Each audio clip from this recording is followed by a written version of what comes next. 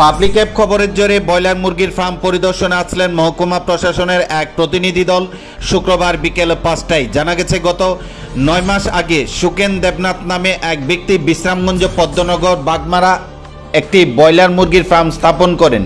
স্থানীয় এলাকাবাসীরা অভিযোগ করে ফার্মের দুর্গন্ধ এবং ফার্মের মুরগির মল থেকে উৎপাদন হওয়া মাছি নাকি এলাকায় ছড়িয়ে পড়ছে, যার ফলে ফার্মটি বন্ধ করার দাবি জানিয়েছিলেন একাধিকবার। পরে সোনামুড়া মহকুমা শাসক ফার্মটিকে বন্ধ করার এক নির্দেশিকা জারি করেন। বিভিন্ন সংবাদ মাধ্যমে সংবাদ প্রচারিত হয়েছিল এবং ফার্মের মালিকের পক্ষে থেকে দাবি ছিল সেই ফার্মের কারণে যেহেতু এলাকাবাসীদের সমস্যা হচ্ছে, তাই ফার্মের মালিক সে অনুরোধ জানিয়েছিলেন তাদেরকে অন্তত একটু সময় দেওয়ার জন্য, কেননা ফার্মে বর্তমানে 19,000 ব্রয়লার মুরগি রয়েছে, যেগুলি এখন প্রতিদিন ডিম দিচ্ছে।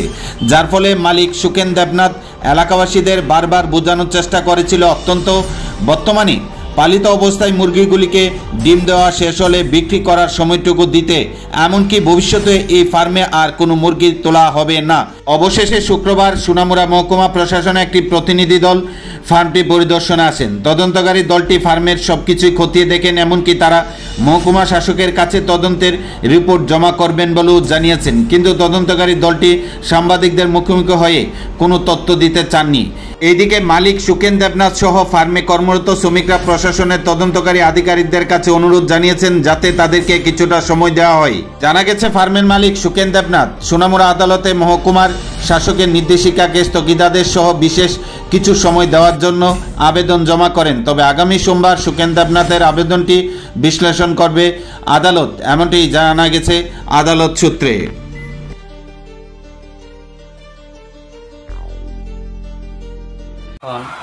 আমার বক্তব্য আমি নিরুপায়, আমার কোনো অন্য জায়গায় কোনো জায়গা নাই বা সেট নাই যে আমি মুরগিটা ট্রান্সফার করতে পারবো। আর আমি এই মুরগিগুলোকে আমি মারতে পারতাম না। আমি বিক্রির অ্যাডভার্টাইজ করছি, বিক্রি করার আমি যথাসম্ভব চেষ্টা করতে আছি। মানুষ যতগুলো মুরগি নিতে আসে আমি বিক্রি করার চেষ্টা করতে আছি, বিক্রি করতে আছে।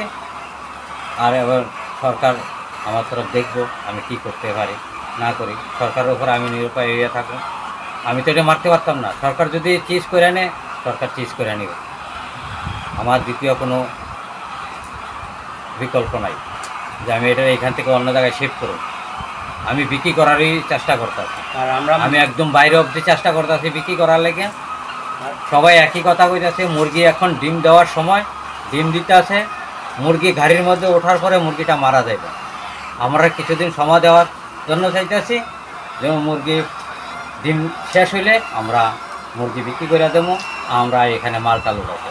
আর মাছি আর গন্ধ লেগে আমরা নিয়মিত পরিষ্কার করতে করে এই গ্রামের মধ্যে মাছির লেগে আমার ফার্মে তো এখন মাছি নাই, তারপরেও আমি যদি গ্রাম থেকে যদি মাছির কোনো কিছু থাকে আমরা গ্রামেরই লোক দিয়ে আমরা স্প্রে করে আমরা সব কিছু কন্ট্রোলে রাখতে চাইতেছি। পাশাপাশি আমরা এখানেও মাছির স্প্রে, ফিনাইল স্প্রে, বাকি যত রকমের স্যানিটাইজার আছে আমরা সব রকমের ইউজ করতেছি, আপনারা একটু দেখে নিতে পারেন।